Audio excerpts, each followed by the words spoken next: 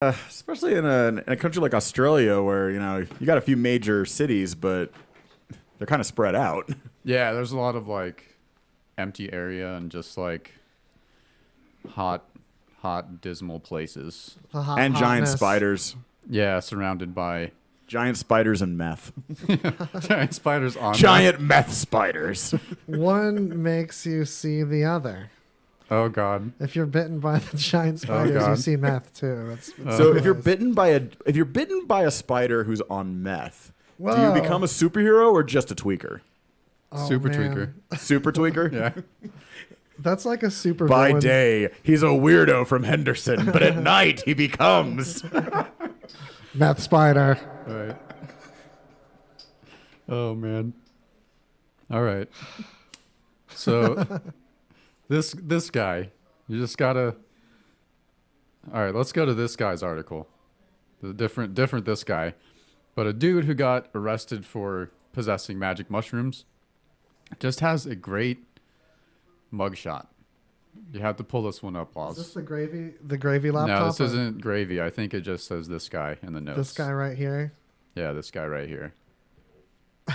This is good. We're starting to get a flow of like naming stuff. Yeah, yeah. Whoa! Right?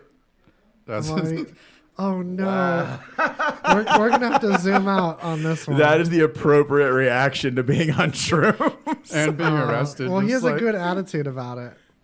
Wait, hold on, you guys. There you are. You got to experience our reaction before we could even show you. Wow, how do I look out? We're gonna learn together. Control minus, guys. Control minus. That's your takeaway of the day.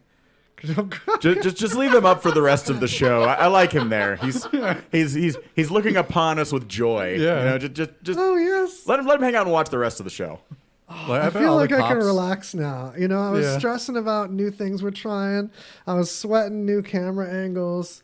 I was having some issues where, Just do shrooms, man. and at now this I guy. see this guy and I'm like, man, I'm not worried about anything anymore. I mean, look at him, man. He's getting arrested, but he doesn't care. He's stoked on life. Right. So he was David Kalb.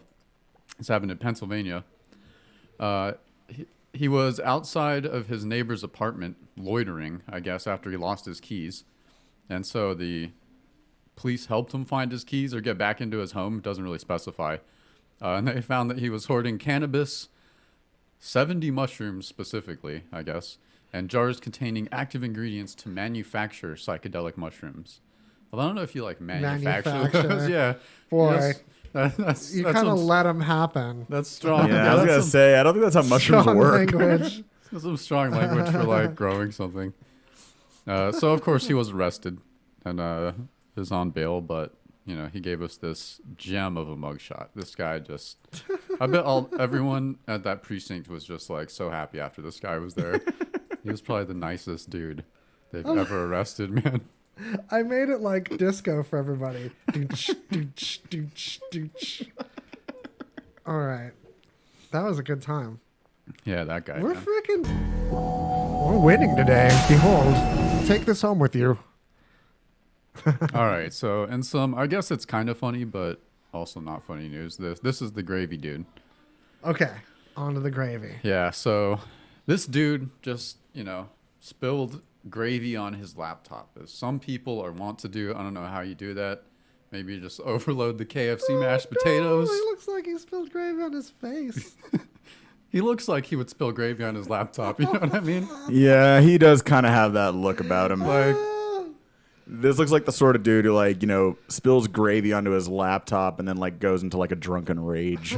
right. Well, instead of a drunken rage, he took it to Best Buy to get repaired. And just imagine this dude walking into Best Buy with a gravy-soaked laptop. you guys fix it? I had a crazy Thanksgiving party. This, for our audio listeners, just picture the man that most in your life looked like the word gravy. Like when you think about gravy as a concept, you're like, who in my life, who is that uncle that just, gravy like was his middle name. Yeah, that's a good description. So anyway, Gravy at all costs. as the Geek Squad employees were working on his computer, they transferred some files to a new device, and they found some child porn on there.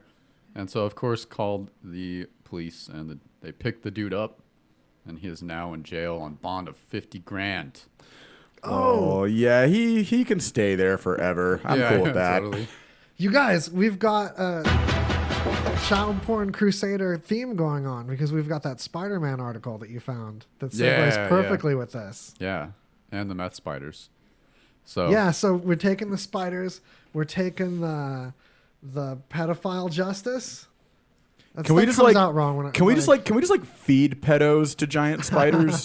I'm okay with that. Like if there was like legislation on the books for that, I would vote for it. yeah, totally, yeah. Spider well, torture. we've got to feed them someone. Yeah, spiders got to eat, man. Did I move the Spider-Man guy to the beginning? Spider-Man article, come on. That's what I'm trying to find too. Oh wait, you know what? I'll find it with the right stinger. Okay. Yeah, so this story, I don't know where it takes place in Santa Catarina. But anyway, so this dude just shows up in this public location, right? And then this teen, or this is what it would look like to an outsider, right? And then this teenager dressed as Spider-Man assaults the guy and starts beating the shit out of him. And then so Kudos for finding the news in another language, by the way. yeah, right. And police come and they break it up and they find that the kid dressed as Spider-Man has like 2 pocket knives, 2 collapsible batons, and some other vigilante paraphernalia, I guess. And it's like, why the hell is this kid dressed as Spider-Man attacking this dude? And because the kid had like catfished him and posed as a 14-year-old girl and set up a meetup with this dude at this location. And it was like a sting operation. And so, but he saved all the conversations and gave it to the police. I think the cops should hire him. Yeah, right. It's like another Chris Hansen in the making. Chris Hansen, Spider-Man edition. Which would be way better, like Chris Hansen. Although that show was just classic, man. Although I guess, like, imagine if it was, instead of like Chris Hansen just walks in the room, he's like, all right, have a seat. It's just someone dressed as Spider-Man just runs in and beats the shit out of people. I would totally watch that show. Yeah, way better show. That's a layer. That's an angle for it. Yeah. It's even, man, that show. Some of the shows that used to be on were ridiculous. There's some moves. Can I take a pause and talk about our guest really quick? Because Patrick has a show on the station also that everyone should check out. What's the time span of it again? Wednesdays at 6 o'clock. It's Wednesdays from 6 to 9 Pacific. It's called Pulsar Radio here on RadioVegas.rocks. And basically, it's kind of a deep dive into new alternative, punk, indie rock, metal, and hardcore bands where instead of just playing you like a song and then moving on to the next band, I usually will play like a few songs from each band and kind of go into a deep dive in between each song about, what the band's like, if they're coming to town, kind of give you the history of them. I kind of want to make it like a really cool conversation with someone at a record store in show form. That's a really perfect way of describing what it comes off as, too. I discovered a band called A Marionette, or A Marionette, or Marionette with an A in front of it, but all one word. Hope that helps you remember those guys are awesome. I forgot their name last week. If you are listening to these sequentially and you're still upset that I didn't remember who I was talking about, it was that band. I half recommended them last week talking about your show. I was going to say, that was one of the takeaways. If any of your listeners want to check out a Marionette, they're actually going to be playing a free show tomorrow night at 172 inside the Rio with the Sinfully Hip, who's another really cool project. But I would definitely recommend checking that show out because a Marionette's an awesome live band and they're a local band. And I think, it's really cool. Like when you spend more time going to local shows, you realize just how much, just the sheer amount of talent there is out here. There's a ton of great bands out here. Yeah, there really are. I've toured all over the country in bands and been doing it for a while, and I can honestly say that Vegas has one of the best music scenes in the world in terms of talent. You heard it here, folks, and it's true. Shout out to Chris Vex saying we were looking lively. And and also That's right. Vex knows what's up. He does. That's your theme, Vex. That sounds for you. The man Vex from noise. the future. Vexing. Right. Wow. Chris Hey, Rex is from the future. do we have one more like appropriately sized article chunk before Quick one. we slide into, dare I say, I won't say it yet. How about this one? All right, so I don't know how you guys feel about AirPods, the wireless little Pods pods from you the put air. in your ear. Are those the to ones listen that to don't have music. like any sort of cable or anything? Yeah. Yeah, I would be worried about losing them. Yeah. I mean, I go through headphones like on a monthly basis because I'm always leaving. That's why I've never bought an expensive pair of headphones in my life. I always buy like the cheap $20 Walgreens Skullbusters Yeah, hell because yeah, it's like, if I'm going to lose it within a few Well, weeks, I they're gonna- might as well just buy the inexpensive version. Yeah. I'm going to end up going to sleep with them in my ears and waking up a day later and one's gone. And then I find it another day later in my poop.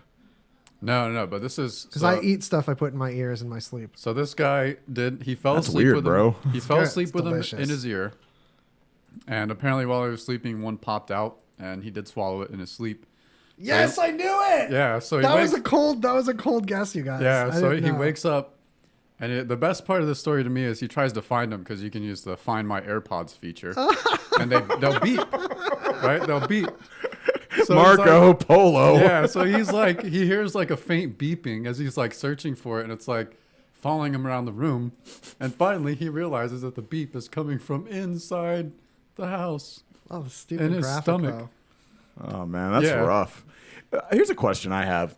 So they always throw out that statistic out, and I'm sure it's on Snopes or something, but that statistic of how many spiders the average person swallows in their sleep. Yeah. I want to commission a study of the ratio of AirPod swallowing versus the ratio of spider swallowing, because it may give us an edge against the meth spiders. Oh yeah, good call. I'm Yeah. sure it's much more AirPods are swallowed because I think that spider thing is like bullshit by now. I mean, I would think that if a spider's in your mouth, you'd probably wake up. You'd probably be aware. Yeah, I mean some people are heavy sleepers, but little creepy crawlies on you, Yeah. on your face. Your body's pretty good about reacting. Protein. Yeah, right. That's the thing. Yeah, I'm thinking about it, and I'm not really seeing like that big of a downfall of these spiders sneaking in and feeding you. I think they're little heroes. Yeah.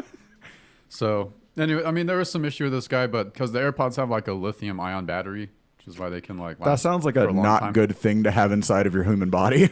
It normally wouldn't be, but thankfully because they're have a pretty nice casing on them that it was protected. And after he passed it, he just cleaned it and popped it right back in his ear, and it was good to go. I think we have a solution for neglected elderly people here. Hear me out. People die every day. Sorry to bring it down. That's depressing. That are old, that like someone's supposed to feed them and no one feeds them. But if you get an infestation of these community helping little spiders, a social worker just lets them free in the home, and they breed, they multiply, they start to infest a corner of the living space of this invalid, and they keep trying to go in this person's mouth, at which point they're consumed, keeping the person healthy and safe. You want to feed the elderly and poor spiders No. as government assistance. That's- I have you think considered that's have you considered a job in the Republican Party? I think you're framing it awfully. What I'm offering to do, I'm framing is- it awfully. Yeah. Now, hear me out. Hear me out while I say the same thing over again.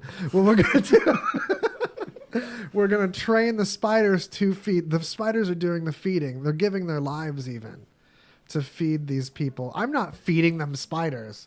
I'm trading good, hardy, thick American spiders, thick with 2 C's, to go in here and feed these people to do the Lord's work. With themselves. That's right. So here's my Just question. like though. Jesus But did. but what happens if the spiders end up eating all of the old people, and because they eat the old people, they gain their knowledge, How and dare then they learn you. how to make their own meth? All right. Have you thought about this? The first part of that was blasphemous because the Lord's spiders meant only to cause one to be fed, could not be the ones fed on the flesh of the helpy. Is how I What? say it. Yeah. Blasphemy. Are you quoting scripture? Spider scripture? Yeah. All those Spider Jesus. Timothy 2, you guys. The gospel according to Charlotte. Oh man. Don't look up Timothy 2. It's Probably be a messed much up. better book, I imagine. I don't agree with Timothy 2. If anyone looks it up, you didn't hear it from me. I don't believe in it. All right. I'm very anti-Timothy too, for the record. Yeah, specifically that one. All the rest are Yeah. not so anti, like half anti. The Timothy too, man. There's lots of stuff in the Old Testament I'm anti, but Timothy the second. okay. All right, we're at that. Oh no, it's time! Yep. I'm so excited. Are you gonna make it happen? Is it time for commercial chug? Yes. Hey, realtors, are you looking for I a missed new or unique way to sell that house or property? Bouncing Tiger Studios comes from creator Blaine Childer. How about an idea that you have for a new car or travel commercial? Maybe you're working on a movie that just needs some amazing aerial shots. With Bouncing Tiger Studios, you can get those breathtaking aerials along with some elegant edits with superb direction for that movie, commercial, or real estate property that you're trying to sell. If you can imagine it, they can elevate your production. Shot in 4K. Bouncing Tiger Studios lets you create with limitless possibilities. Bouncing Tiger Studios, they're just getting started. For more information, visit them online at bouncingtigerstudios.co or visit them on Facebook. Ooh. Bounce that tiger. Bounce him. Bounce. Got that roar. Hey Mario, thanks for hanging out. Hey, thanks for inviting me. Who are we waiting on again? Dan. Oh, really? So we can hear him talk about getting naked again? Guys, you wouldn't believe the amazing weekend I had this weekend. You got naked. Yeah, I went out on this date with this chick. All of a sudden, we went to the movies, and then all of a sudden, guess what? You got naked. Yeah, and then the next day, look at the French braid in my hair. I went to my niece's birthday party, and guess what happened after that? You got naked? Yeah, and then oddly enough, the next day I was playing bridge with my mom and her friends, and then right after that, guess what happened? You got naked. Yeah, hey, how did you guys know this? You know what? Tell you the truth, I'm actually kind of feeling hungry right now. What do you guys say we get naked? Why do you want to get naked to eat? Again. Oh, that's so weird. Who said anything about getting naked? I want to get pizza. Visit nakedcitylv.com for the location nearest you. Please wear pants. Wear those pants. Put those pants back on. There's big news coming out of Vegas. Your friends from RadioVegas.rocks wants to give one lucky listener a chance to win 2 VIP tickets with airfare and 3 days, 2 nights stay to see one of the greatest bands. It's the hottest residency in Vegas. We're talking about Aerosmith!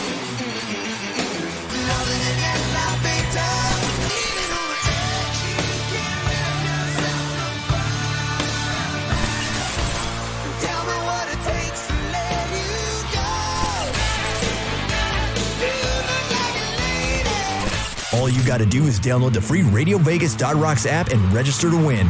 All information can be found at www.radiovegas.rocks. One lucky winner will get 2 VIP seats on stage. That's right, on stage to see Aerosmith live, November 21st in Las Vegas at the Park MGM. Aerosmith and RadioVegas.rocks. It's real. If you're tuning that out, listen back up, because all you have to do is get the app, and then there's you register your email address, name, and phone number. We'll only use the phone number to let you know you won, and that's all you have to do to make sure that you could possibly be one of the folks that gets to have Steven Tyler's sweat flung at you. I'm legit super excited for this contest. I mean, Yeah, it's the biggest thing we've ever done contest-wise. We've given away all these magician stuff and all this stuff before. Yeah, and I'm really excited, especially because, especially being just a fan of the band growing up as a kid. I mean, the first cassette I ever bought was Pump by Aerosmith, so I'm super excited for this. Sweet. Hell yeah, welcome back. You're listening to the Greasy Conversation talk show. It's on RadioVegas.rocks. Mention RadioVegas.rocks to all of our sponsors for magical things to happen. All right. This one. Uh-oh. Yeah, so 2 clients of a spa that offered vampire facials Aw. are diagnosed with HIV. First of all, I didn't know what vampire facials were outside of my normal round of, fetish porn that I'm into. But apparently they take plasma from your own body and then inject it into your face. For what reason? I have no idea. Is it supposed to be skin rejuvenating, like Botox or something? Or I guess probably. I mean, but it was popularized by none other than Kim Kardashian. Okay, hear me out. This picture, we could totally just put tomato sauce on someone's face, like anesthetize them, wake them up, tomato sauce in the face, vampire facial. They wouldn't know the difference. Look at this. Yeah, because, I mean, like... What? Sounds like a pretty good racket. Yeah, right? You didn't hear from me. Yeah, just ketchup. But, like, what... It's one of those weird, like, health things. There's all kinds of weird just... It's like the same people who do get this crap done to themselves are the same people who are terrified to get a flu shot, which kind of blows my mind. Yeah. They're like, this is healthy. We've got that measles outbreak. Man, heads up, if you've been wondering why everyone has measles now, it's because of the not vaccinating for it. It's like one of the most tested medical things that's had the most studies done on it and the most like people that have not gotten sick from it. It's like one of the safest things you can do to your body. Vaccinate for measles. Vaccinate your spawn. It's true. Yeah, vaccinate everything around you. Yeah, and vaccinate your freaking pets too. Yeah, and there is a very like small percentage of people that have adverse reactions, but that's why it's beneficial for everyone to get vaccines, because then it contributes to herd immunity. So those people who are like immunocompromised or anything like that. But no, the whole anti-vaccine thing, like, one of the main arguments for it is that like it's a racket, or so that like they're paid off by big pharma. But actually, like, vaccines are the least profitable thing that doctors' offices do oftentimes. So it's very weird. Well, I mean, if you're vaccinating someone, you're essentially cutting out your profit window because you're basically preventing them from getting a disease that you would that they would then have to come see you and pay to get treated. Yeah. I mean, and it's funny because, I mean, don't get me wrong, I'm no fan of big pharma, but I mean, you compare it to, like, the polio vaccine. When the guy who invented the polio vaccine had the chance to patent it, he didn't, because he wanted everyone to have access to it. Yeah, totally. It wasn't something he felt comfortable just trying to make money on. Yeah. And then you also have the people that can't get the vaccine or are allergic or something like that. Yeah. They're put at unnecessary risk because they have to live around these other people that could vaccinate themselves and don't. So they end up carriers. People that don't have the option. I've got a feeling that the end game to this, unfortunately, is probably going to be that eventually it's just going to be made mandatory. Yeah. I mean, maybe it should. Well, it's hard to make it mandatory to inject people, but I mean, and it's also spooky when you put it in the water, which was the next thing I was going to say. And we can't put stuff in milk anymore like we did with vitamin D, because no one fucks with milk anymore. You know what I'm saying? Milk's over. Unless it's the milk of some tree bark. Milk's fucking lame. Milk is so over. No, not hating, but I mean... No, come on. Like, what are you doing with that milk anymore? Gross. Get that shit out of here. What are you doing with that? I just don't understand. I agree with Lewis Black. I don't understand why they call it soy milk. It's soy juice. Yeah. Well, here's why. It's almond juice. I got an argument to Lewis Black juice. here. You can't make ice cream with juice. You can make ice cream with soy milk. You can make it with nut milk. You can do everything you can do with a creamery. So in that case, it really is a milk proxy. It's performing the role of milk. It's not performing like a juice roll. You're not gonna make a tart with there's no almond. Show me some almond tart, right? I don't know. I'm getting zesty on that. Sorry. Getting zesty. I'm getting riled up over nothing. You're getting riled up over almond milk? Show me some almond tart. Get that out of here. God, you're such a millennial getting riled up over almond milk. What are you going to do? Make a bouillabaisse? Bouillabaisse? That's bouillabaisse? Yeah. I'm pretty sure that almond milk is not an ingredient in bouillabaisse. I think you just triggered like the entire country of France right now. That's my point. That's how offended I am by saying that almond milk is more like an almond juice. Might as well call it like a almond roux. What is this? Almond roux? Yeah. Like you're I'm not allowing you egg. anywhere near my kitchen. Like if there was like a culinary restraining order, I'd file for one. I'm using the right words, right? Oh, man. You guys, Zip Fizz, though. Cheers to Zip Fizz. Zip Fizz is awesome. Yeah. I'm legally obligated to inform you that they're a sponsor, but they're in my body right now because they're yummy, and I'm all peppy and excited. It is delicious. And I'm having a no drinking episode. Yeah. It was hard. Neither of us are drinking this episode. We should celebrate that. because By it's drinking. by drinking Zip Fizz. But that is hard. It's like such a social lubricant. Yeah. Yeah. For us right now, the dogs seem loud, but they're not loud on the microphone. No. And they're loud with love. Yeah, it was Yeah. kind of Dog funny. love. But they're worth it. Hey, Bobby. Shout out to Bobby Massey. That's why they're so excited. Dude, the dogs were making that sound that they only make for you, Bobby. I was like, is Bobby here? They're making that Bobby sound. Effect on canines and certain women with goatees. Women with goatees, he says, cause that. They bark at me all the time. Alrighty. And I treat them like dogs, and I hit them with a newspaper. I throw a treat across the room, and they run across the room. Yeah. I always get consent before I hit women with newspapers. But I get it every time. If they have a goatee, I got What the hell did I agree to? Chances are they could knock me out if I don't get that first shot in. Yeah, your goatee women can knock a person out for sure. Oh, well, Las Vegas. That's where you come here for. If an NFL linebacker is about to hit you, you hit them first, okay? Okay. Thank you, Bobby. You're welcome. Sorry about that. No, I appreciate it. Don't sue us, anybody. I don't think he said anything libelous. I don't know. Okay, you guys. All right. Dodged a bullet there. All right.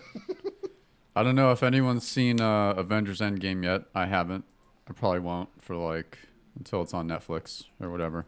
Only spoilers. I've just been lapping up the spoilers. I'm just kidding. I saw it. I saw it last Thursday. I really enjoyed it, and I will fully admit that's coming from someone who hasn't really been emotionally invested in the Marvel movies the way a lot of my friends are. Yeah. I mean, it's like I've gone to see certain characters I like. Like if a Guardians movie comes out, I'll see it. Or totally. Captain Marvel I was excited for, or Black Yeah. Panther. But I mean, my whole thing was I saw the first Iron Man movie. I didn't really have a major desire to see the second or third. I saw the first Captain America. Didn't really have a huge desire to see the second or third, although they both ended up being really good. Yeah. But I mean, so I went into this last film, and I read enough spoilers from the films I hadn't seen to kind of be able to follow everything, and I was really blown away. It was fantastic. I mean, I completely, what Marvel has done, and what with Disney with this has been really amazing, because the fact that they've been able to make 23 films over the course of essentially a little over a decade, and have them all be consistently good to great with that kind of turnaround time is phenomenal to me. I think that's awesome. Yeah, for sure. It's definitely an enterprise. I feel like that's beyond just a genre of movies now to its own little economy. Almost there should be different movie theaters for movies that are a 100th of that budget that are worth making too. And we should charge a smaller amount of ticket price dollars. You see that for a lot that, in sub economy. That'd be cool. You see that a lot in certain major markets. If you go to LA or New York or Seattle, you'll see, you'll have those little boutique theaters that maybe show cool indie films. When I was living in LA working at the Viper Room, there were a couple of theaters in my neighborhood that I used to go to specifically for that, because they'd bring in a cool anime film that wasn't going to get a mainstream release for a week, so I'd have a chance to go check it out or something. And I really, really enjoyed that. I think it's a lot harder to do that in, any sort of suburban market, just because you're essentially dealing with, people who want, I mean, at the end of the day, there's a reason why Endgame is on 5,000 screens, and a lot of art films are on 5 or 6, is because that's just where the demand is. Yeah, for sure. So, about this Endgame, there's been a few stories about the spoilers causing some issues, and in this, to say the least. So, in this instance, at a Domino's Pizza, apparently one guy spoiled. Or started just talking about some spoilers of the movie, and his co-employee, whatever.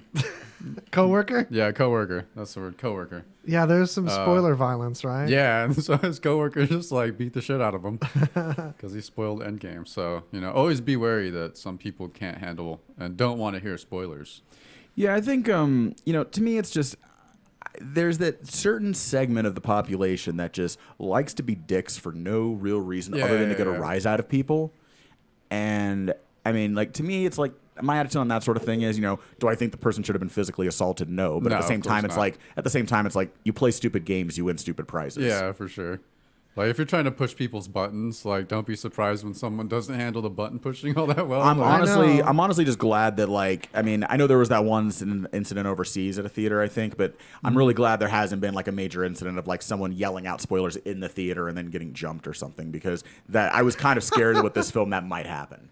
yeah, like, Wow, I wasn't didn't realize that was a there was thing. another one where like a guy was outside of the theater and was like shouting spoilers or something, and then like he got beat up pretty bad, I guess. I almost wonder with some of the people who do that if maybe their thinking is, okay, well, if I do this, A, I'm going to be internet famous, and B, maybe I can sue someone and make some money out of it. Yeah, maybe. I guess, I don't know.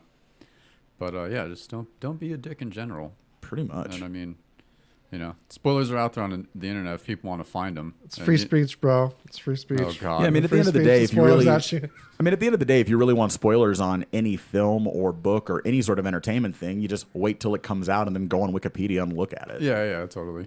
And I'll fully admit, there have been times, honestly, where I've looked at like not the full like synopsis of a film, but I'll look at the Wikipedia entry just to get a little more information, because, you know, at the end of the day, it's like, you know, if you're, by the time you're done, you know, spending the time to get to the theater, the money to get in, you know, the money for snacks and stuff, and then the money to get back, you know, it's, I mean, and especially if you're taking, you know, a family or taking a group, I mean, It's expensive now. Yeah, no, it definitely is. I mean, I understand why most people just stay home and watch Netflix or Redbox, because at a certain point it becomes unaffordable, especially when at the end of the day, most of the movies that are coming out now are pretty much just big blockbusters, and you're not really getting a big variety. But at the same time, if those are the movies that are making money, I can't really blame the studios for pumping them out.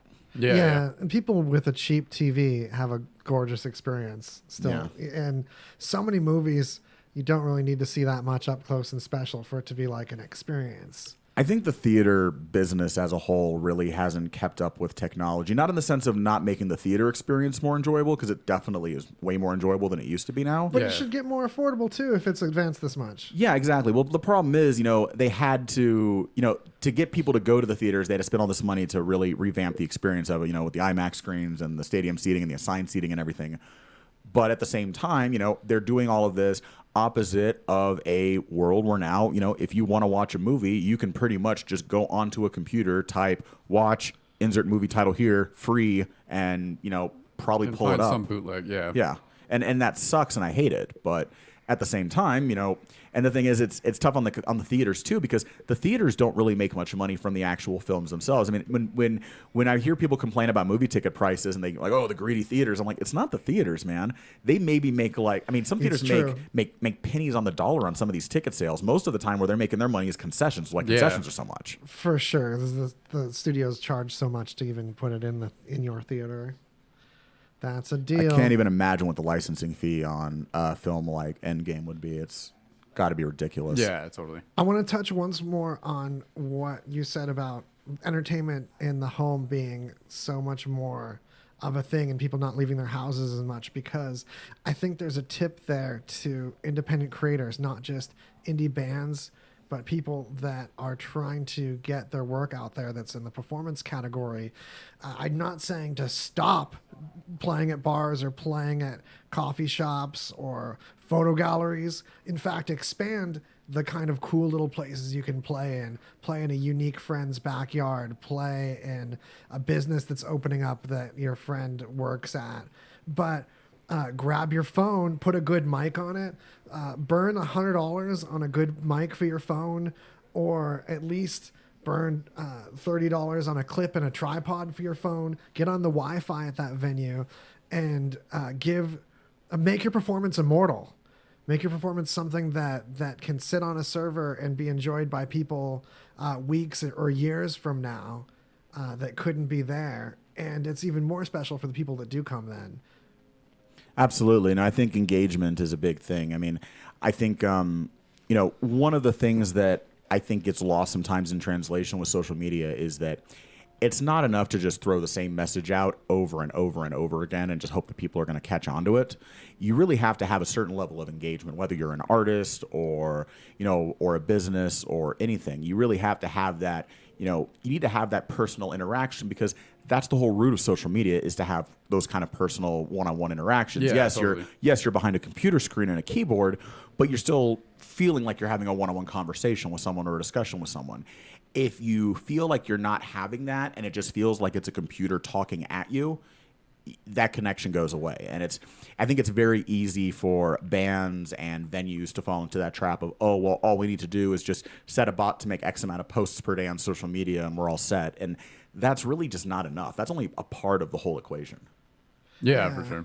Totally. And I feel like that's kind of a cop-out for doing what social media, at least they're like seeing just a box to fill in. They're just seeing a square in a magazine to yell their pitch on, instead of seeing humans interacting with each other, where a cold corporate drop is like signage on the street that you just ignore. Whereas if they posted clips of the entertainment going on and say, check it out, this happened last night. You can see the whole performance here. We bought a $60 camera and hung it on a rafter and stream all our stuff at our venue now. Little things like that. Yeah, if I ever had a club it's easier than having a copywriter on Fiverr write you bullshit copy. Yeah, seriously. I mean, like if I ever open up a club of my own down the line, I would absolutely have it set up where we could, live stream certain performances. I mean, some acts aren't going to be okay with that, but some are. And then, sure. also have it set up where, I would have it where, we'd have like a video of a song from one of the bands, Yeah, like, a human takes a online, clip and posts it like an actual that's human enjoying something. Yeah, I mean, the thing is, and also people don't go out as much. So you have to really be able to show people, not just promise people, but show them that they're going to have a good time if they choose to go out to your place. Yeah, for sure. And I think or to your band show, or to see your exhibit. And I think a lot of artists don't really, I think a lot of artists and a lot of businesses especially don't get that. They kind of have the attitude of, well, I made this thing, it's really cool, so you should just like it.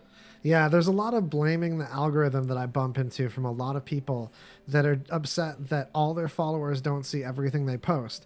When I say, like, okay, how many things do you like? And how long do you scroll through all the things that you like? You scroll through like your handful of family and maybe catch a couple of the dozens of pages you likes posts. And if you're just posting and one of your posts doesn't get a lot of people's attention, and you're not willing to throw Facebook like $3 to boost it, which isn't that big a deal compared to what like things like Reverb Nation would charge. Oh yeah, like and the thing is, don't get me wrong. I mean, I pay for advertising every month on Facebook and Instagram, and I find it kind of annoying. I mean, I think it's annoying that I'm having to pay to advertise to people that already are on my list and already are subscribing to me. But at the same time, it's realistic knowing how few things that they like that they're going to get notifications from in their day. Yeah. How much their attention span is for the things they like. Yeah, I mean, your average person spends, X amount of time, per day, scrolling on their phone. They're usually doing it while they're bored and distracted. They're not doing it because they're specifically trying to seek something out. But they're pre-qualified too. It's someone that already liked you that's then seeing that ad. So it's like not something unsolicited either. It's just prioritized. Exactly. You're just paying to prioritize something. It also makes you pay attention to the quality of your posts too. You're just throwing money away on your baloney reminders, as opposed to like a real solid, like, this is a cool thing that you are already liking. That is one thing about Facebook that I do like. I do like that they will tell you outright if something is performing better or something's getting a more visceral reaction, a more visible, organic reaction, because that way you kind of know, okay, maybe this is something I should pump $5 or $10 into advertising. Thank you, because that's a huge tip going to this. Because when I posted the posts that were more advertisement and thick with stuff I wanted everyone to know, those were a waste of money and got a tenth of as many interactions as a post that people already liked. That was already like a good audio clip or a clip of a show, something that people are already liking and valuing. I boost that, and it trickles down. If they care enough to like that thing I boosted because I actually gave them a nugget of candy, then they're going to care enough to look at the other stuff that I posted links to nearby anyway. I gotta trust people to be smart enough that they'll find the stuff I want them to find if I give them candy first and boost the candy. Boost the candy. Oh man, we've got some thick news in a commercial on the horizon. Do you have one that you're? I do have a quick one. Yeah. Okay. So I don't know if anyone saw, but the Sonic the Hedgehog movie trailer dropped, and it's pretty silly. Oh no! I want to show the two Sonic Yeah, and so a lot of people are complaining about the Sonic design because it does look pretty strange, and not like a classic Sonic.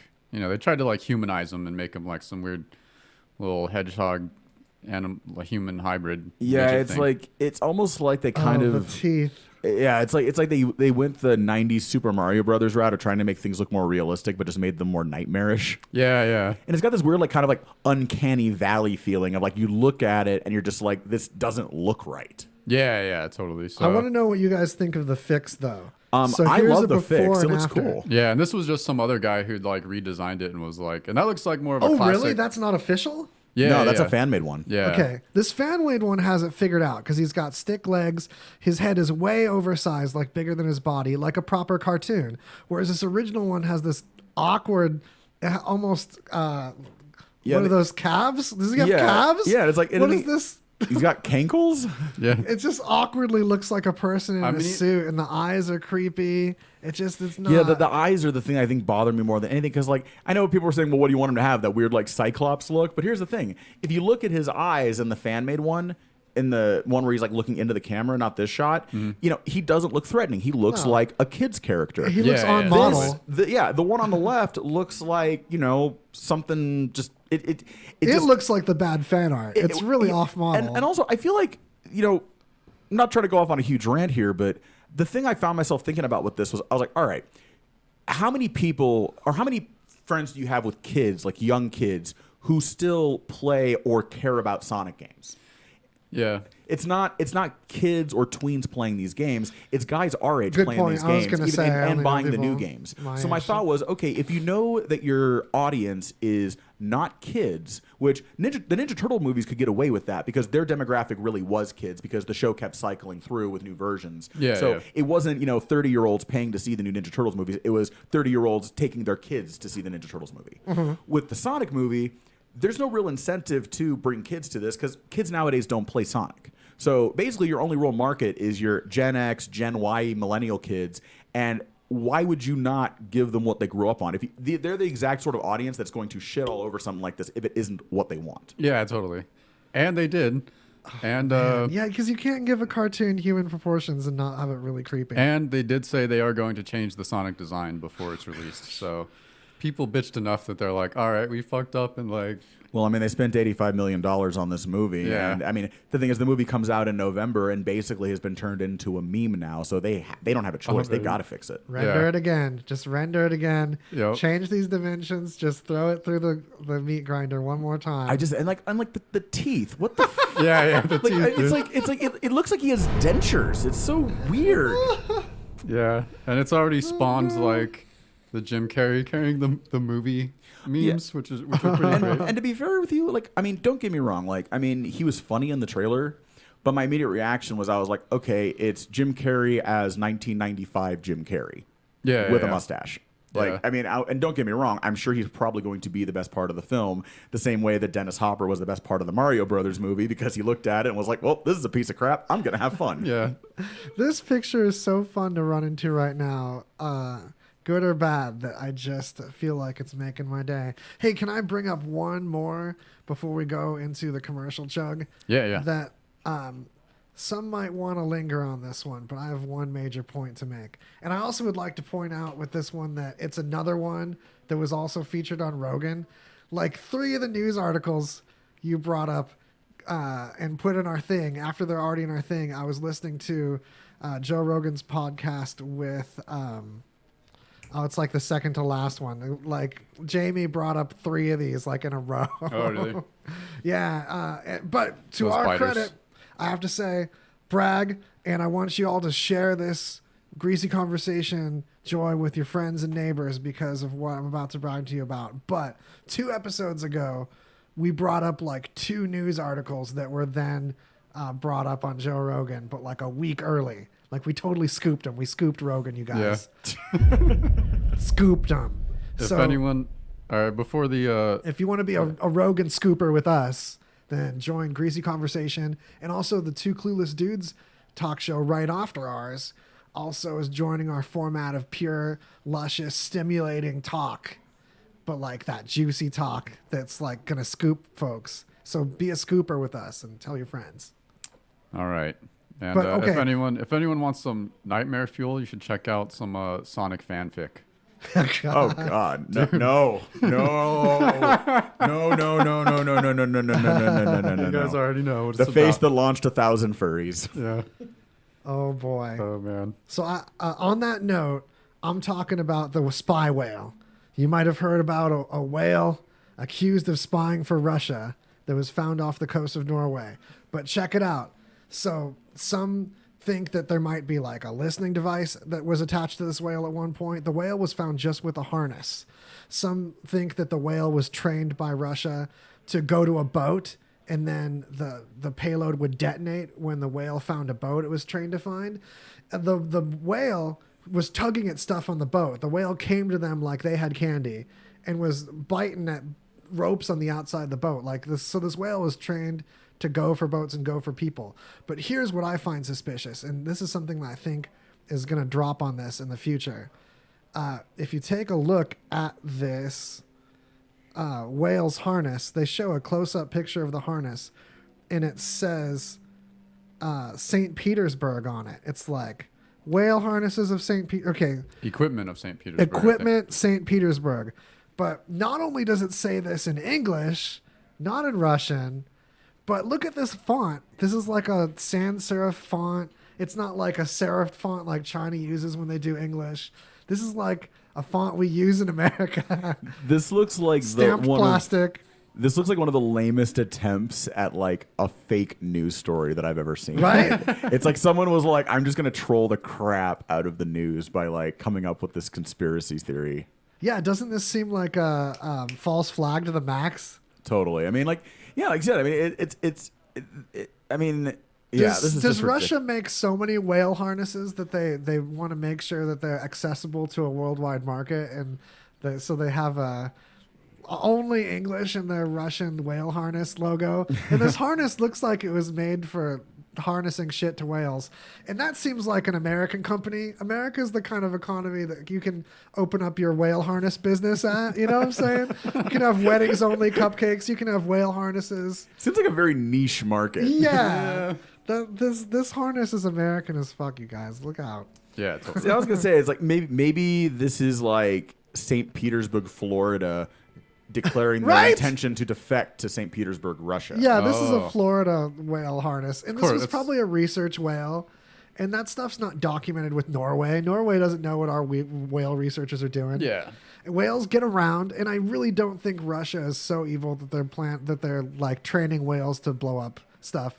They've got missiles that are like, they've got some good missiles, you guys. I'm not gonna like fearmonger here, but they're way better than some shit strapped to a whale. Training whales to blow up shit totally sounds like something that a meth head in Florida would think was a good idea. Yeah, Yeah, that's it sounds way more like- probable. Or like an American government agent that's very bald would say, no offense to bald people, this person's bald due to evil, that would come up with this like, I don't know. I'm talking like the whale's a plant. Like we Americans put this whale out there with Russian stuff on it so that Norway would find it and blame Russia.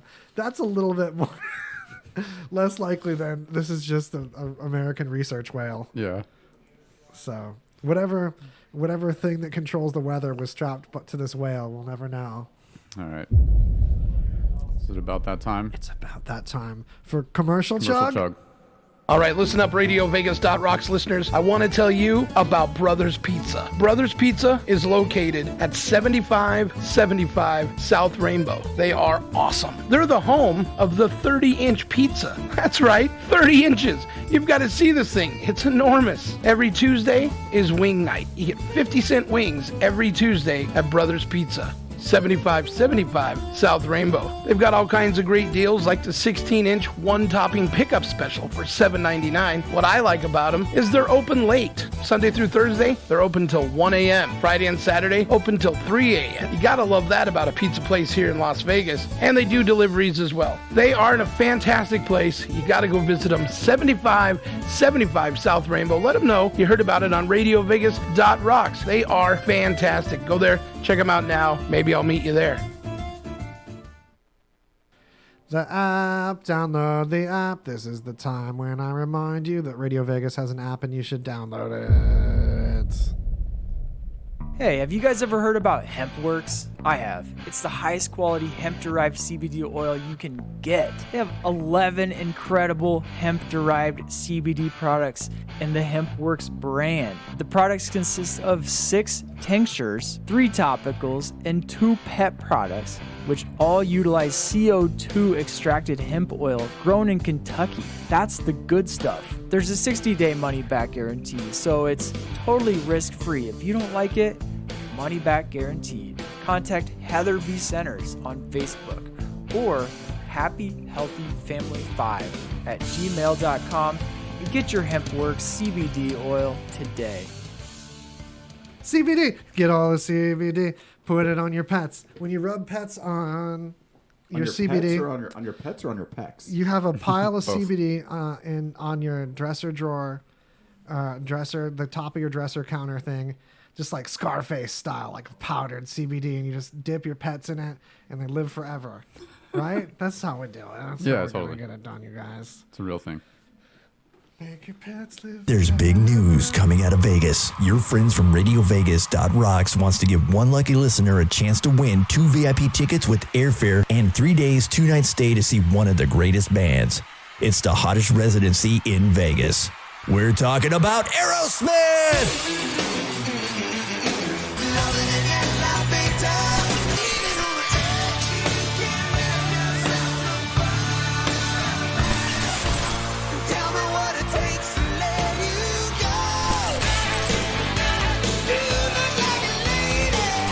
All you got to do is download the free RadioVegas.rocks app and register to win. All information can be found at www.radiovegas.rocks. One lucky winner will get 2 VIP seats on stage. That's right, on stage to see Aerosmith live, November 21st in Las Vegas at the Park MGM. Aerosmith and RadioVegas.rocks.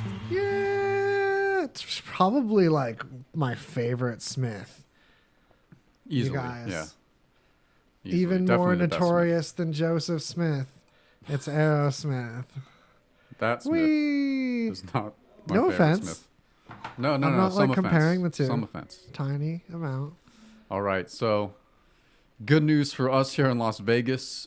The city council voted in favor of pot lounges. So now we can have lounges where you can purchase weed and smoke it at the same location if That's you want fantastic. to do.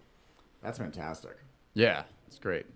No, I mean it honestly to me is a no-brainer. It's something that we should have been implementing right when it was legalized. I mean, I understand why they wanted to wait a little bit longer just to kind of, feel things out for the first couple of years, because admittedly it's kind of a Wild West situation right now with just as a whole with it. But I think it's a great idea. And the only thing with what I'm interested is I'm interested to see if it's going to be a situation where they're not allowed to like serve alcohol, but maybe they're allowed to serve food or have live music. Because to me, if you had a live music venue where you were also allowed to buy and smoke, that to me would be like a license to print money. Yeah, totally. Yeah, they're not allowed to sell alcohol at the same location, which I guess, I mean, that's, yeah. I actually think that's a good idea. I Yeah. can totally understand that. You don't want a bunch of crossfaded people trying to get out of Yeah, places and because go you to and from could, places. yeah. Cross-faded people. I love Yeah, it. because that just sneaks up on you. You're like, yeah, I'm good. And then like, just Nope. one toke too many and you're done. Yeah, it's funny. I mean, like I could hang with it in my 20s and my 30s. I can't. No, yeah. Yeah, I'm I got to pick one or the other. I mean, I could do like a couple beers, or like a couple, but I don't do much of either, or like in nearly as large quantities as I used to. See, so. and that's kind of also the thing too. I think a lot of times, like when you hear people who are super anti-pot locally talk about it, they have this idea in their head that it's like just scurvy scalawags who do nothing but smoke weed all day, and I'm like, your neighbors probably smoke weed. Like, I mean, when you go to a dispensary to buy, it's you're seeing like regular normal people. It's not like this whole image of like pot users being like criminals and degenerates is ridiculous. Yeah, there's still a lot of like reefer madness propaganda that still persists amazingly. And I mean, it's just from years of everyone like would like dare and all that shit, and we've been told forever that it's the gateway drug and all this stuff. But it turns out it's not that bad, and I'm surprised like more states haven't jumped on it, because it's just like makes the states hella money. See, that's the thing. I was always very cynical about it. I mean, I remember like talking to like advocates for it and saying, people aren't going to change their hearts and minds about this. They're going to change their mind when they realize they're leaving money on the table. Yeah, exactly. Which, I mean... Yeah, it's a gateway. It's a gateway to recovery. It's a gateway drug to, like, getting off of other drugs. I don't know. I made that point good enough. Yeah, maybe. So... Maybe he did. But yeah, pot lounges, y'all. I still don't know if I'd here we go to one because I was just like showing some ad for wallets. Like, look at these pot lounges, you guys. They're inside these wallets. Look at these pot lounges about to empty your wallets. Yeah. yeah, right. Learning and growing, you guys. I don't know. I probably still wouldn't go to one because I'm just like lazy like that. I have one in my house already. Yeah, exactly. I want to book shows for one. Yeah, that would be like something like that would be cool. But I get just that get hookah lounge kind of feel. I get Totally. too much anxiety and stuff, so I have to stay home. That's understandable, and especially when you're in an environment where a lot of people are imbibing on anything, it can get really uncomfortable really fast, especially if the vibe is off. And that is one thing that I think one thing that's going to be interesting to see with the pot lounges is I don't think you're going to see this kind of how like when you go to a dispensary. Most of the dispensaries in town, it's kind of a somewhat identical experience in terms of the look and the layout. It's very it's very streamlined. You kind of feel like you're walking into the Apple store. I'm curious to see if the dispensaries, the pot lounges are going to be the same. If it's going to be kind of almost like, the equivalent of like Stoner Dottie's where you walk in and it's like one of like, 50 places around town that all kind of look alike. Or if each one's going to have kind of its own unique feel. I mean, to me, that makes a lot more sense because not every pot smoker is the same. There are pot smokers who listen to rock music. There are pot smokers who listen to hip hop. There are pot smokers who don't care about music and just want to play Dungeons and Dragons all day. So I think having different kinds of pot lounges to appeal to different kinds of demographics or even like just would be really smart. So I'm really excited to see what different people come up with. I could see like a board game pot lounge, something like that. There's some like board game bars and stuff that do pretty decent. I'm really into that idea, you guys. That would be really, really fun. Yeah, a board game pot lounge would be really fun. That's something that would take me, that would make me want to spend that extra bit of money for, because I'm sure there'll be a bit of a premium buying small quantities at a lounge versus what you get at a dispensary. Just like at a bar, you go to the grocery store, the alcohol is cheaper. Yeah, it's not like buying you buy a $2, you can buy a $2 beer at the corner store that's going to cost you $5 at a bar. Yeah, you pay for the environment, and if the environment has games that I don't have to invest in too, that's great. It's a good social experience. As long as there's good lighting, you guys, colored lighting. Don't cheap out on the lighting when you make your businesses out psychedelic there. cat tapestries all over the walls. I'm into it. Shout out to Kella Bobella, popping in. Yeah, Kella. All right. Enough of the pot lounges. All right. So this researcher from Oxford University says that having to wake up and go to work before 10 o'clock in the morning is one of the most common forms of torture. Agreed. Yeah. And basically the idea is that like our work society is contrary to our natural circadian rhythms in general, starting from a very early age, like kids going to school and stuff. Kids shouldn't be waking up that early. That's been studied quite a bit. And like high schoolers and all, So I would agree, waking up and having to go to work at before 10 a.m. is torture. I've worked bank hour jobs before in my life, and I mean, keep in mind, I've been mostly just booking concerts, and I've essentially been mostly self-employed since I was 19.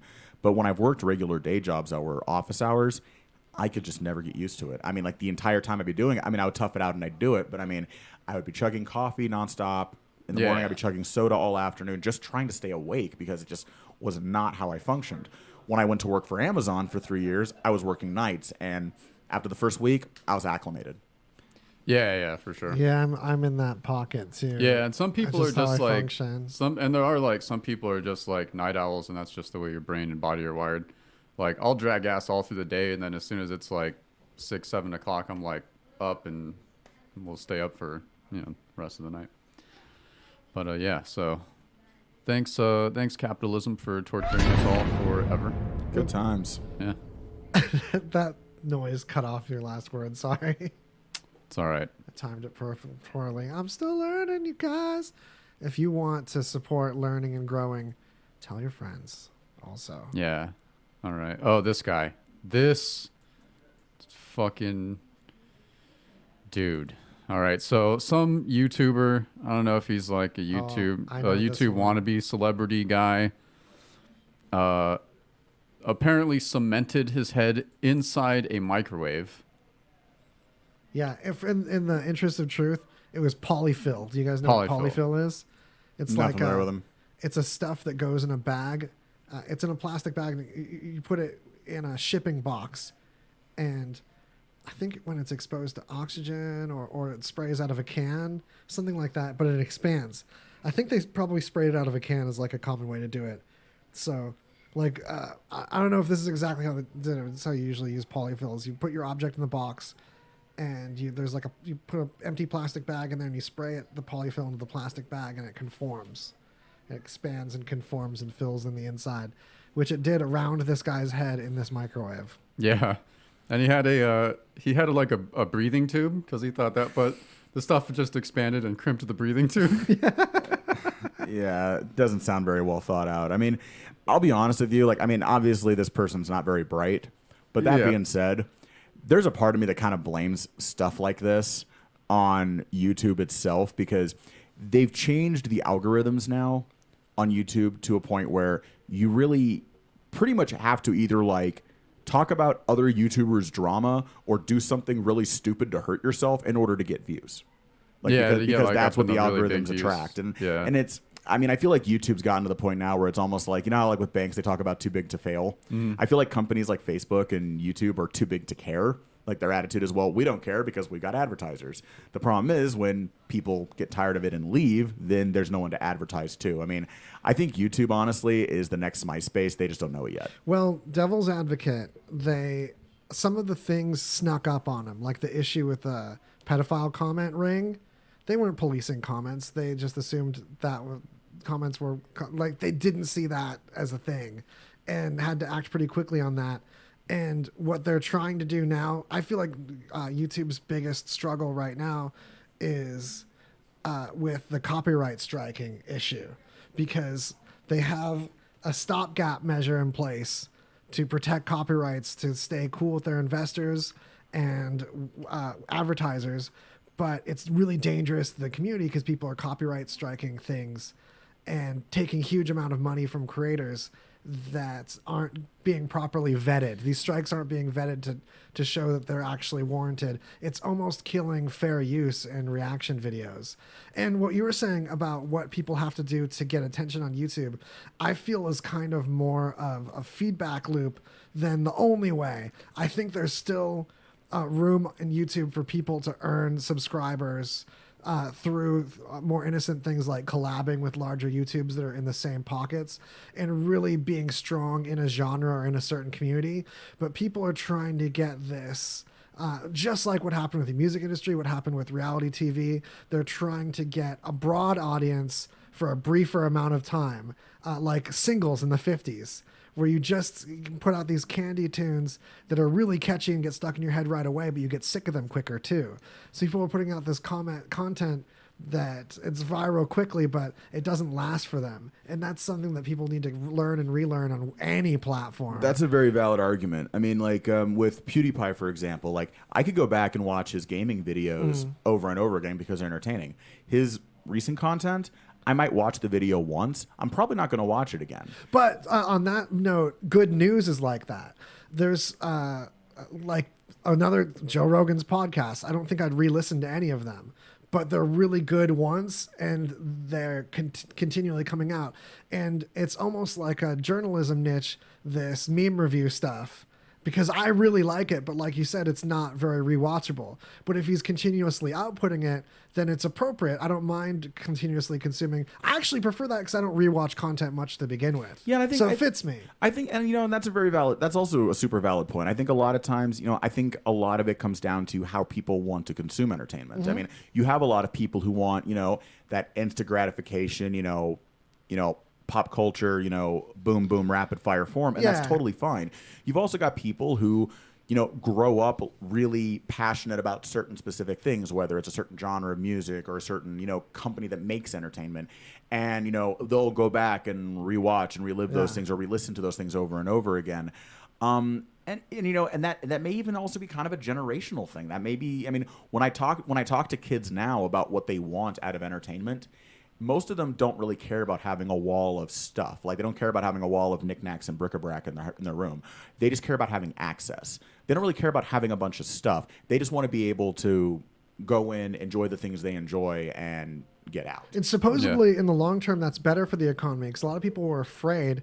A lot of people in capitalist mindsets were afraid of this new generation appreciating experiences rather than buying objects. But it turns out there's a lot of money to be made with experiences. Not just in subscriptions and copyrighted content, but also in travel and stuff like that. So more thoughtful economists are seeing this as just better for humanity and psychology in general. They're saying, okay, the psychologists say that's better for happy life. People are happier, they're living longer, they're going to work better, make more money, and spend it on a different sectors of the economy.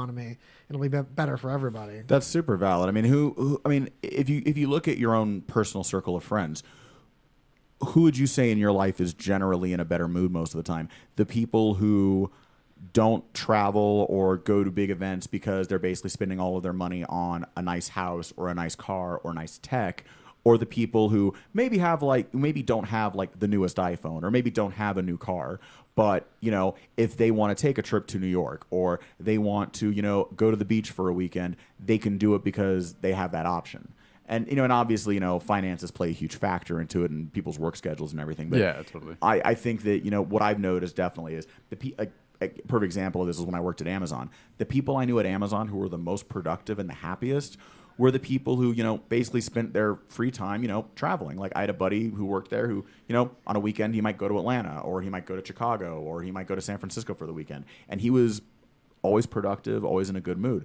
The people I knew were basically every dime they made was going into a car note, or going into, you know, paying off the Jumbotron they had just bought. They were the ones who were always in a crappy mood and not wanting to work. Yeah, for sure. Another note on formats on YouTube, I feel like people can have a diversity of taste across generations, to where both young people and old people can also still appreciate videos that take longer for the creator to create, and are more produced but more timeless, or more historical. Like, a good example would be Cold Fusion or Veritasium, or any of the science video channels that will have like a good week that goes by before they post. But when they do, it's something that they really put time into, as something that's like a valuable reference. Real article. Some of my favorite YouTubers are people like Frederick Knudsen from Down the Rabbit Hole, who maybe posts like a video a month tops. Awesome example. But it'll be like a 30-minute, 60-minute deep dive. Like, his newest video is about the hurdy-gurdy, the instrument from like The Witcher and stuff. Yeah. And I mean, it was one of those things where, I mean, I'd always heard that tone in movies and stuff over the years, but I never knew what exactly made it. And he owns one. So the first 10 minutes of the video is him showing you how it works, playing it, and then explaining the history of it. And that's the sort of video that I will just put on while I'm, you know, making dinner or smoking a joint or whatever. Yeah. Because, you know, those are the sort of things that I find very, very entertaining. Wang, Tales from the Internet, is another one that you can look up. That's just like that one you mentioned, channel-wise, as far as going deep on stuff. Definitely. Salmonella Academy is another one I really enjoy for that reason. He does maybe like a video every few weeks, but basically it'll be like a history video, but he makes the entire video on paint. So it's super funny. That's awesome. Yeah, so it'll be like a paint drawings of like, you know, he'll do like a thing about like the history of like Terrare, the guy who literally could eat everything and anything. And, you know, and it's like the guy that ate the airplane? He's the one who basically back in World War II, they just couldn't figure out like why he couldn't stop eating stuff. Like, the guy ate a full like live eel at one point, which if you've ever seen the skeleton of an eel, that is not something you want to swallow whole. Yeah. Man. I think about eel skeletons terrifyingly often. So you guys, let's chug some news, because, man, there's some juicy ones still remaining. Yeah, so, all right, we'll jump into this one. So, I'm sure everyone knows about the Australian box jellyfish. Yeah, we talk about it a lot. Yeah, it's one of the most venomous creatures on planet Earth. A single jellyfish carries enough venom to kill more than 60 people if it, you know, stung them all enough. Or you could extract the venom yourself and use it to kill 60 people if you were so inclined, but don't do that. But anyway, terrible. If you ever get stung, you're probably going to be in trouble. But they developed an antidote finally. But the way they did it using genome editing in some like sciencey way, but they just kept like applying this venom to human cells and then just like switching off certain genes, and they just like went down the line and kept doing this over and over, and they finally found That's fascinating. like a gene that actually stopped the action of the venom on the skin. So like if you get stung, you can apply this and it'll stop the burning. It would have to be a vaccine though, because Vox jellies can kill like you it- within minutes. if you get stung Yeah, up yeah. enough. I mean, you'd have to get it quick, but hopefully, I mean, I would imagine like on beaches where Yeah. they. Now, what if they're you like- gave the jellyfish meth? Oh man, not even going Swimming there. all fast. Yo, stinging everyone. Oh man. Yeah, but it's Gets all tough. zits The ocean on floor is just like spotless. it. Its teeth fall out. Its tentacles start There's like falling no off. fish left in the ocean. It just Yep. kills all of them. Man, but no, yeah, No, it you guys think it'll be all efficient. It'll kill a few fish and then all its tentacles will just rot off and stuff. starts building robots. Yeah. It's not going to be that well thought out. No, you guys, robots constructed or designed by someone on meth are not well organized. How do you know? Because like disorganized thought is such a stronger side effect than the like energy or increased willpower side effect. Very Like, true. The more that you're able to get done on meth, the worse it's done. Like the more you think you're going to clean your house, the more you're going to like lose objects or put things underneath other things that crush Yeah, them. you're just gonna clean a lot of things in your house really shitty. Yeah, you're gonna lose things. Disorganized thought, though, like you're gonna like put arms coming out of where the head should be. Some whacked out robots, you guys. Whacked out des- robot sounds like a really weird ska band. Robots designed on meth are not good robots. That's my takeaway for That's you the guys. quote of the day. Yeah, That's the quote of the week. that's right. Right. Take Nice. that home. So, all right, let's dive into the old commercial chug a couple minutes early here and just get it on out of the way. Get it on out of the way. My list. All right. Commercial chug. Hey everybody, Crazy Jay from the Rockin' Comedy Show. There's a lot of talk right now about new year, new you. What about new you, old car that needs to look new? If you've been listening to Radio Vegas.rocks for the past couple of months, then you know all about Angel Wax and how amazing this product really is. We've been telling you about it, people have been buying it, and it's only gonna get better. So what do I mean by that? How about Tommy Davis, the man behind Angel Wax? He's getting ready to start an invasion. An invasion you're going to want to be a part of. This is where they're going to travel across the country doing public hands-on demos, and they're going to bring the brand out to more people in the public eye, and more people are going to know about it. That means more beautiful looking cars on the road. Angel Wax, check it out online. Check them out on Facebook. Order yours today. Mention RadioVegas.rocks. You're not going to be disappointed. If you're a car buff who loves to spend the weekend or a lot of time detailing your car, you need to get all products from Angel Wax, and you need to order them today. Yeah, woo woo! Commercial chug time. Get it and learning. You guys love tacos? I do. Yes. I do. Okay, right? Yeah. Love tacos. I That's don't my care- spirit animal. I don't care what gender you are, or we love tacos, right? Sexually identify as a taco. Yes, whatever, man. But since we all love tacos, we all need to know about Pinche's Tacos. And do you know where it's at? It's 9205 West Russell Road. It's an awesome place for lunch, dinner, or both. Here at RadioVegas.rocks, we love this place so much that if you mention us and order a blood orange margarita, they will give you a free gringo taco. What? Free gringo taco? Yes, that's right. That's what I said. And you know what else? It's like, okay, you're like, well, I don't really feel like driving over there. They have 2 locations, bruh. 2 fucking locations. But you need to get in on this deal. You must visit the Russell location. I mean, yeah, that's where you gotta go for the free gringo tacos. But I'm just saying, you know what I mean? If you're just like, I don't have gas for that, but I have money for tacos, just go to the other one. But yeah, Pinche's Tacos, because who else doesn't love tacos, man? Yeah. Oh, hey, by the way, Dude Wipes has a new deodorant battery spray. No, for reals though, it's a body spray to put on your body, and it's made by Dude Wipes. And this Chi-Town night situation, it's like a really pleasant odor. We were spraying it all over each other last week, and we were glad about it later. I felt sexy. I don't know. About the people around me, I think felt like I was sexier. Dude wipes.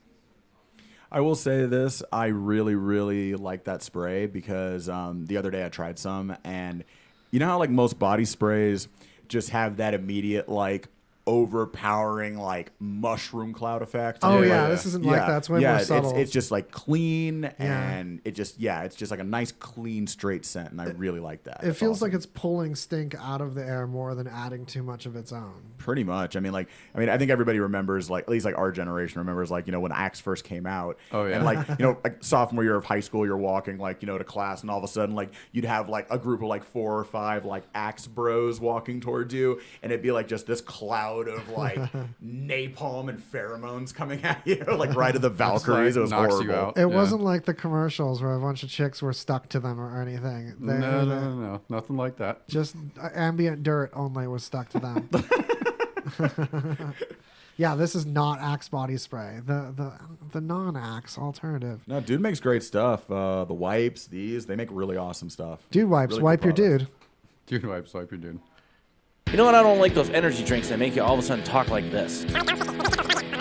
That's why you need to try all natural Zip Fizz. Drop a little Zip Fizz in that H2O, you're ready to go. Up to Mount Charleston, maybe hit the craps tables, who knows? It'll help you get through that 9 to 5 day. Just visit zipfizz.com and use the promo code RadioVegas.rocks. Fizz, zipping and fizzing, fizzing while you're zipping and fizzy while you're zippy. I think It's back! The triumphant return of the Zoe Bowie karaoke contest. Brought to you by Zip Fizz, all natural energy. With a grand prize of singing your favorite song on stage live with Zoe Bowie and his band. It's the Zoe Bowie karaoke contest. For more details, listen to the Rockin' Comedy Show or visit rockingcomedyshow.com. And keep it right here on the station that sings with Zoe Bowie. RadioVegas.rocks. It's back! The triumphant return of the Zoe Bowie karaoke contest. Brought to you by Zip Fizz, all natural and... Loop. It's that loop button, you guys. This is what season 4 is about. Yep. Because there's loops. part of season 3 where we just kind of coasted along, having everything just work okay. But that's not how you grow. It's true. You want little lights and buttons to be wrong sometimes because they're new and fresh and zesty. And also Zip Fizz is really good. Anyway, we're back. This is Greasy Conversation, the talk show on Radio Vegas .rocks. And we're back for news and gladness at you. Yeah. All right. The Indian Army claims to have found evidence of the Yeti, a.k.a. the Abominable Snowman, a.k.a. the Winter Bigfoot. The Winter Bigfoot. Yeah. Although their evidence isn't really that strong, it's just like a bunch of like large prints in the snow and like a single file. So it looks like there's just like one print after another, not like two like you would see from a biped. It turns out it's most likely just a bear that lives in the area. When they walk on all fours, they step like that. There's hella bears that walk on 2 legs, you guys. Yeah. And then when they walk That's on not actually 4 that legs, weird. it's just one track. So unfortunately, Sometimes the bears conga and they put their 4 paws that resemble our front arms, on the hips of the bear in front of them. And then the bear in front of that puts its paws, rests them on the hips, and we have a conga line and through the forest. yeah, so it could be like 50 bears just marching conga line. Like and a centipede of fur. And you would just think it was one single Yeti. it's kind of like in the Boondock Saints when he thinks there was like this giant firefight, but it was just one dude with a bunch of guns. Oh, yeah. Oh, man. Oh, you said Boondock Saints. I was thinking of the Boondocks. That's initially what I thought too. And I'm like, oh, yeah. Well, the Boondocks is way better than the Boondock Saints. I'm okay with that.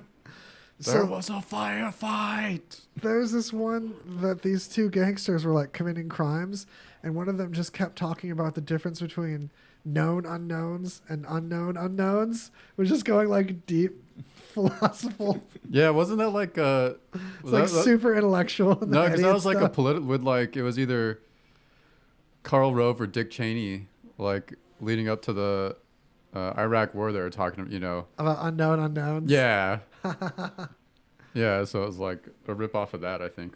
Oh, that puts it in some context because it was like really heady for them to be talking about. Yeah. And criminal-esque. You guys. All right, so I still think there should be, because there's like all the ghost hunter shows, which are entertaining up to a point, and they never have, nor will. I mean, I don't want to say they never will, but that's where my money's at. We're never gonna find a ghost. But I mean, where are all like the Bigfoot hunter shows? That's what I want to see, man. You know when we'll find a ghost? Check this out. Just to devil's advocate everything. If there's one place that we'll find a ghost, it'll be like in another dimension. Because we're just now finding... Yeah. Do it. The ghost dimension. I saw it in your eyes. That was going to happen. It had to occur. This is right. This is broadcast journalism right here. So if you take the fundamental particles smaller yet than protons and neutrons, the quarks, and you separate them, another one like pops in out of seemingly nowhere to be the buddy to the one that you separated, and it would stand to reason that it might just be pulled from the other side of a boundary between two dimensions, kind of like when you project an image from a projector onto a screen. It's you're not seeing any. It's just it's projected onto that boundary layer. So if something's pulled from the other side of a boundary, it just seems to pop into existence for us if we're just projected on this boundary, but in 3 dimensions. Yeah. So. Yeah, that is probably where ghosts live. In my head, it was way spookier the way I've been picturing this dimension. Yeah, I was going to say, I was like, this started out really spooky and it kind of just turned into a math lesson, but I'm okay with it. That's the thing, you make spooky math. We're like, okay, where were the ghosts? Oh, they were in the math. Oh, okay. Yeah. Well, that's that ghost math. We're just going to, like, 2 years from now, we're going to be like, yeah, well, ghosts are a thing. And just take it for granted. Like, oh, sorry I made fun of you about ghosts since the math proved that there's ghosts. That ghost math. So, but you've still never actually recorded a ghost, all right? Yeah. Get over it. You're never going Ghost to. math sounds like a really pretentious indie hipster band. I really think it's actually a band. I think I've heard them before. You guys. Ghost math? Ghost math. Check them out. All right. This one, I guess this is kind of cool. I actually thought it was like a new species of snake they found with a third eye. Oh, I know. I wish there was more. It didn't live long either. In the middle of its head, it had like a vertical eye, and it was just a it's cute as deformed snake. It's cute AF. Check it out. It was that Buddha snake. This snake was very. Whoa, cool! Like this snake was on acid its whole life, just seeing everything. It was just on that next level. Yeah, be good too, Bobby. Yes, I'll allow it. It's like that old meme: brown bear, what do you see? All. It's the snake of truth. What if this is like how snakes are gonna be? So much. This is the next evolution of snake. Because look, these 2 side eyes look like they're aimed more downward. So nothing's sneaking up on this guy from below, and nothing snuck up on him from the side. But all that stuff sneaking up on his ancestors from above, that's over. And they do have a light receptor on their head, but it's not where that eye is. It's further back. That eye looks like there was a rotation at the nose axis, because the way this part folds here. Mm-hmm. But they said for sure it's not like a 2-headed snake that formed one head on top of the other. I think it was some weird just.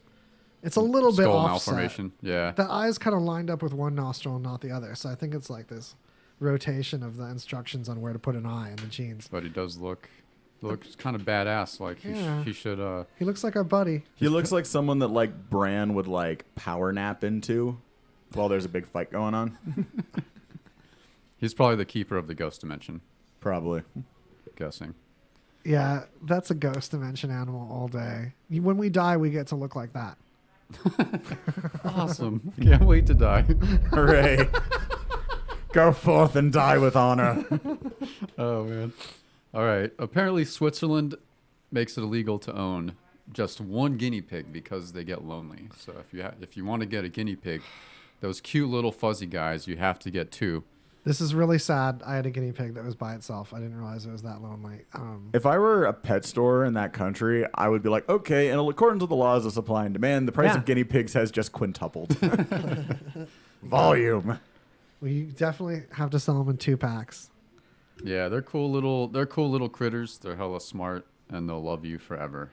So get 2 of them. Don't feed them too many carrots because they'll keep asking Yeah. for carrots. They'll squeak about them, but it's too much sugar, it turns out. And don't feed them after midnight. Yeah, then they turn into these gremlin things and they roll into this big ball and the ball rolls over your house and it kills all your neighbors. So don't do that. I think that was Critters. But Same. also a classic horror flick. Who would win in a fight, the critters or the gremlins? Critters hands down, man. Yeah. They seem a lot meaner. Oh man, dude. You can't mess with that ball. That death ball No. situation. Yeah, that gremlin, the critter death ball situation. Plus there were like 4 or 5 Critters movies, maybe 6. I don't remember. But I just know at like one point, I think it's like Critters 3 or 4 or some shit. There's just like giant critters. They're like taller than a man and it's terrifying.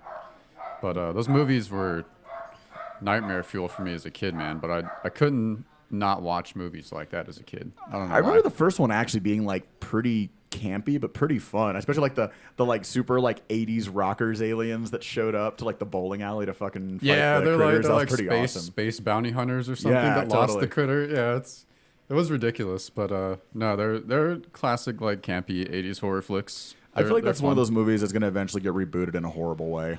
Oh God, I will maim people for that. You guys, I'm really sad, but we're getting low on time. And can I just talk about the 2 space things like clumped together really quickly? Yeah. Hell So, one, I just want you all to know that we found an asteroid or a meteorite, and deep inside it, we found some dust. And this dust we discovered was from an ancient star. And it turns out what makes ancient stardust special compared to other atoms of whatever you'd find here is you have this atom of carbon that is an isotope that basically is like hella carbon. So there's like super dense carboniness to it and also hella oxygen. So if more of this dust came from these ancient star explosions in meteors like this and hit Earth, it would give Earth extra oxygen and extra carbon. Us being carbon-based and full of oxygen, and also us needing a ton of oxygen to get with all the hydrogen, that like hydrogen is like that 1-dot Lego, you know, you can use it for like whatever, you can build everything on hydrogen. So you get that hydrogen, you get that precious oxygen just all over this planet, and you get us possible. So it's almost like that meteorite almost is like a little miniature like life spawning powder keg that could theoretically run and smash into a planet and kind of kickstart things. well, it's such a small amount of dust in this particular meteorite. It's more of a proof of concept. It just shows that it's possible for this ancient stardust that's really rich in carbon and oxygen to have hit the Earth a ton if we can still find it hitting the Earth today. That's fascinating. Yeah, so that's encouraging as far as backing up stuff we think is going on. And the next thing is I want to make this meteorite was found in Antarctica. A little tidbit, which is kind of cool. that's an really important cool. note because who else could be waiting there at Arctic Antarctica with Yeah. us, like waiting for us? Yetis Yeah. on meth. Asteroid Yetis. The Thing. Oh God, Oh, classic. man. Samsung commercials in space trying to show you this other thing. Oh, the other thing is that pretending that the world is about to end. It's a drill. It's like a fire drill, but instead of a fire, it's like an apocalypse rock coming to Earth. We're playing this board game. This is something we reported on way back in another episode that the Secret Service, no, the spies, the American spies, what are they? CIA. Thank you. They have these tabletop games with cards and stuff that you play and flip, and they simulate like world catastrophe things. And there's a similar one that's now been made for like an asteroid blow up event thing. And so that there's this actual conference preparing for the world to end. And Yeah, like NASA and FEMA are working together in these like hypothetical scenarios to like calculate like what would happen if an asteroid, like a large asteroid, like hit New York. What would the fallout be like? Probably catastrophic. I can't imagine FEMA and this current administration being able to No, do no. anything in a situation like this. I just, my faith is very low. What's really Yeah. cool though is we've got the space agencies that can make and deploy explodey stuff involved worldwide. And if you follow the live link that's in our news doc, just go to the website greasyconversation.com and check out this article. There's a link to our news doc, and there's a link to the actual official like government blog of this. And in real time, they're talking about how this game is going. And so far, when I checked it, I think it was late last night, early this morning, there was something launched that fragmented the asteroid, and now they've got to deal with the fragments that are still going to fly to Earth. So they might have to launch something else to blow those up. And it was some kind of ballistic, they called it like a kinetic impact, something like that. So really cool space language if you're into what we'd actually do and what we'd actually launch to deal with this kind of thing. There's a hypothetical game going on about it with great detail. It's really a trip. I think they should just go, get the guys from the oil rig, fly them up there. It's the classic. I mean, it worked that one time before. True. So So it's like a drill, but we're not going to send drillers this This time. is why it's happening again, because we never brought back 8-track tapes like we promised. Oh man, have you guys ever tried to use an 8-track tape? yeah. Yeah. It doesn't like work well. They don't like play the music right. Well, you can't stick it in a CD player, dude. No, but I mean, unless you can buy rubber belts, like new ones, it's all warbly and stuff. And you put the new rubber belts in, and the motor's all warbly. You replace all the capacitors, and it still's all pretty warbly. Yeah, whatever. All you naysayers, I'll be hanging out with my sweet 8-track and Laserdisc collection. Then you put those together, like just because they're both rejects. Meanwhile, Laserdiscs are like way better. Except It's you're moving with like skip. when their powers combine, they are double Right. dragon. Yeah, I used to like my grandparents had a laser disc when I was a kid. I used to love that thing, man. Just like the putting it in and then like it doesn't pull it out, so you have to do it like 2 or 3 times because it's not the little. Yeah, there was like puller. a cartridge, and the disc had to get pulled out of the cartridge. Yeah, you have to slide the whole like sleeve in there, and then I hope it catches, and you can pull the sleeve out and you like check it. You're like, oh, So lasers involved, but then a whole bunch of mechanical moving parts still. They it's funny, last time I was at Zia Records, they had like an entire section of laser discs, including a bunch of like Star Trek The Next Generation episodes, and I was so tempted to buy them. Just to That's a have them. wall hanger, though. That's a cool wall on piece. Laserdisc, right? Wow, that's crazy. All right, so what are our juiciest newses to not leave behind? Well, I got this one. It's we have dark news left. All right, darken it up. We'll find something light at the tail end. Yeah, I don't know. so- well, let's be careful. Yeah, well, I mean, it's just kind of so this dude like his daughter passed, and he thought he was donating her body to science. Okay, As- this is at least funny dark. yeah, Sorry, as she I think requested. this is funny, but I didn't like. I read it, but I forgot half of it. what So- happened was he donated his daughter's body to an organization that seemed like they did science, but then a couple years later they were busted for just black marketing the organs and stuff. So now he's trying to figure out where his daughter's remains ended up. That's But horrible. They're probably Yeah. just in some Russian businessman. Oh God. Which is beautiful. That beautiful Russian businessman can live his beautiful oligarch life, oligarching it up, sentencing other people to their deaths likely, and he can live on because of that beautiful contribution his daughter made. Yeah, not a fan.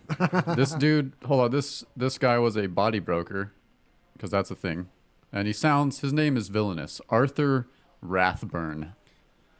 That's definitely like Bond villain. That sounds name. like someone who sells body parts for cash on the black market. That Yeah, is a definitely. name, Rathburn. Arthur too. Arthur Rathburn. Like I bet he has a fucking monocle. That guy. Probably has like a fluffy cat that he just like has on his lap while he's like, cackling on into the night. So they were given a bag of cremified remains from the creamery, and they don't believe that they're really hers because they don't think that she would have been cremated after harvested. Yeah, probably not. So on that note, did you guys know what this is hard to frame the beginning of this, but there's been 2 recent airplane crashes of the 737 MAX Right. by Boeing because of this system that they didn't tell people about enough that malfunctioned, and this system that's makes the airplane pitch up or down, particularly pitch downward at the ground when it thinks it's stalling, but it only listens to one of the sensors. And it's notorious that sensor, that's what angle the airplane is aimed at, fails, and there's backup ones. But this compensation system only used one of those. So when it failed, it took over, and we switched the airplane to the backup ones. It didn't switch this compensation system, so it kept failing. And there's been near accidents where people have had hella roller coaster rides with this airplane. And finally, after 2 of them crashed, they've grounded it to fix this system. And The Verge goes on in an article we linked in our thing and deep dive into the pile of mistakes and half-assedry that led to this being rushed to market. It's just a classic example of rushing things to market to beat the French in their new Airbus. And now, like about 400 people are dead between these 2 airplanes. And the crash in Ethiopia was so gnarly, and the remains were so imperceivable that all the families were given a bag of dirt from the nearby area. That's terrible, man. Do you think that would happen in Christ. America? Do you think if a plane crashed in like Kansas, then there was nothing but meteoric glass and twisted metal, and everything organic had become carbon, if they would give each American person like a Ziploc Of just the dirt from that area? Only in Ethiopia. Yeah, man, I wouldn't put it past us either. Like, here you go. At least there's dirt from the area. Well, especially because you can't expect the family to like fly to the impact site. Nah. I'm No, pretty sure why would you want Boeing to? is going to get the hell suit out of them over this. It's in progress, and it's just. Yeah, someone needs to go to prison over that. I mean, if that got rushed through, I mean, well, and this all seems to come down to the same thing, which is that when you're a publicly traded company, at a certain point, your shareholders become more important than your Yeah. actual customers. This is textbook. And of at that point, your company is screwed.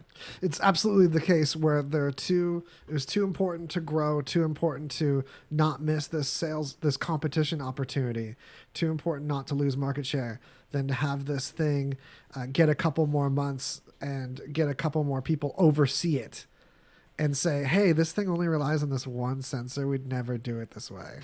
You should at least be able to like pick which sensor, at least train people also that you turn this thing, what the thing was called and how to turn it off when it started doing this. Yeah, I mean, like at this point, if you're, this sort of thing would make me not want to trust any plane that Boeing puts out anymore, because if you don't care that much now, the whole, we're not going to do it again. Here's the thing. It's one thing to go to a restaurant and get bad service and then have them write you back on Yelp and say, hey, man, we're sorry. Come back again and try us again. That's one for thing. sure. Because here's the thing. Odds are, unless I'm really allergic to something, if I go back to that restaurant a second time, I'm not going to die if they screw up again. Yeah, right. With a plane, I'm not taking that chance, man. Yeah, and Boeing's one of the safest companies to make anything. And every flap on that plane has 3 separate hydraulic systems that can control it. You can rip out all the vanes of 2 of those systems and still make the flaps move with the controls in that aircraft. Every sensor, there's redundantly 3. Even if both engines fail, there's a whole nother generator to power the hydraulic pumps. Everything is thoroughly redundant to at least glide that thing to the ground. But that doesn't work when there's this tacked on system just to make the plane, according to their documentation, the system was only allowed to make, only had the authority, as they say, a small adjustment to pitch the nose slightly down when you pump the throttle, because the engines are further forward. The main thing is they put bigger engines on it that are more efficient, and that makes the plane kind of tilt up extra when you stomp it. But they gave this system way too much authority to where it can really pitch it down if it thinks it's hella about to stall, which is great to save the day in a stall, but you've got pilots in there that can tip that thing down to stall too. Yeah, it seems like kind of unnecessary, I guess. But No, not I to don't have know this thing enough take about... over and have the pilots not know why the plane is diving. And the Ethiopian one, the guy knew and turned the system off, but they were still having issues. It still didn't seem like it wanted to climb enough. So they thought, okay, maybe I'm wrong, and they turned it back on. And 15 seconds later, they're into the ground. Jesus. That's terrible, man. Ugh. Just from Shit that like moment of doubt, like maybe I wasn't supposed to turn this off after all. Yeah, man. I think it would just be better. I would think like pilots would be trained to handle like a stall situation. Well, they especially are, but the controls couldn't take over that amount of authority on the trim. So that device had too much authority to tilt the nose too far down because its sensor was telling it that the plane was aimed upwards. And so they couldn't counteract it with levers and stuff with their own pulling it up. It was too strong. To me, like taking the choice away from the human operator is a big Huge risk. mistake. Because I mean, like it's the same reason why I'm really not sold on the self-driving car thing. Because here's my question: like, I mean, if we're gonna go into like Asimov's laws of robotics, for example. So let's say, for the sake of argument, I'm riding in a self-driving car, and I'm going down at the speed limit, but a person pushing a stroller jaywalks in front of the car. Is the car going to? But let's say, for the sake of argument, let's say I'm not wearing my seatbelt. Mm-hmm. Is the car going to go to a full stop to avoid hitting the passenger, knowing full well there's a chance I'll go through the windshield? Or is the car going to keep going, figuring that that's the only way to keep me safe inside, but regardless of the consequences outside? Like, if it's a self-driving car, what's its prime directive? I can answer that, actually, where I think it's already going. I think the car is going to behave as if you've got your seatbelt buckled.